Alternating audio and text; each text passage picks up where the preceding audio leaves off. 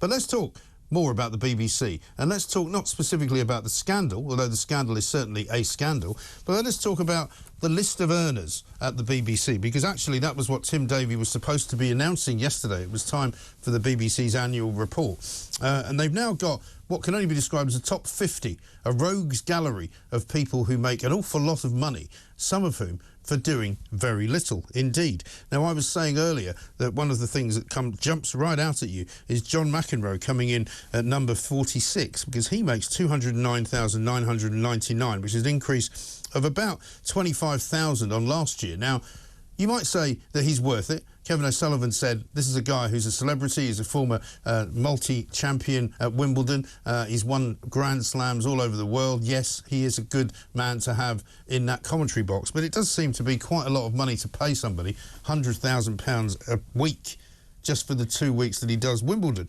Meanwhile, of course, you can go right to number one and get Gary Lineker for £1.35 million.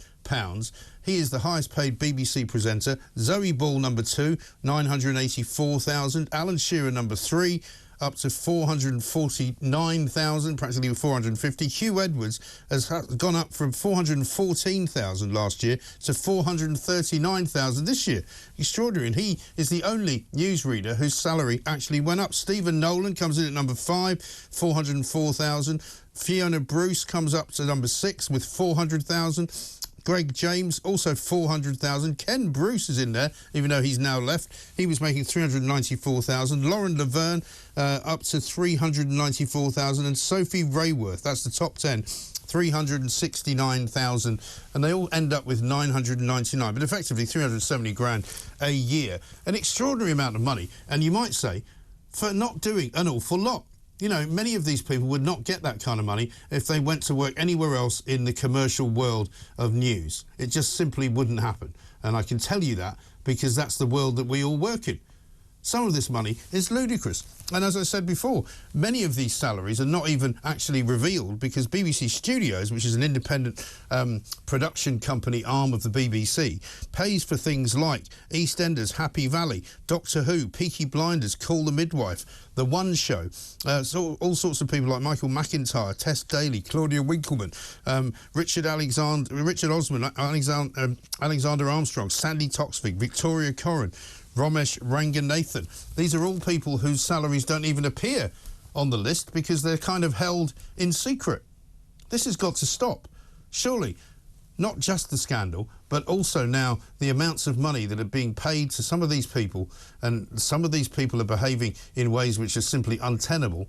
It can't go on. The BBC, surely to heavens, has to now be told by the government that we cannot in any way, shape or form continue to use the way the system that we currently use. The licence fee must go. The licence fee must now become something which is voluntary. You should pay for it if you want it. You should pay for bits of it if you want them. Maybe you only want local radio. Maybe you only want BBC One.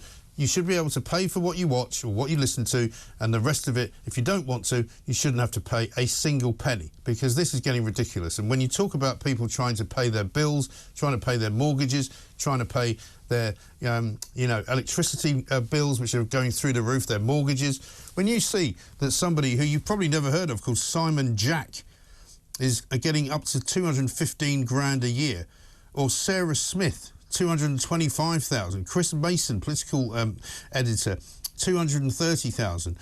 Faisal Islam, 235,000. Trevor Nelson, 250,000. You know, it's too much. And it's all our money, by the way. You know, if they want to earn it in a commercial sector, go and earn it in a commercial sector. That's fine. Make as much money as you want and pay tax, because that's what the government wants, of course. But this, I'm afraid, is too much. It's time to end it. End it now. Put it out of its misery and put us out of our misery. We don't need to be told to pay a tax to watch television. Sorry. Just watch talkTV for free. Simple.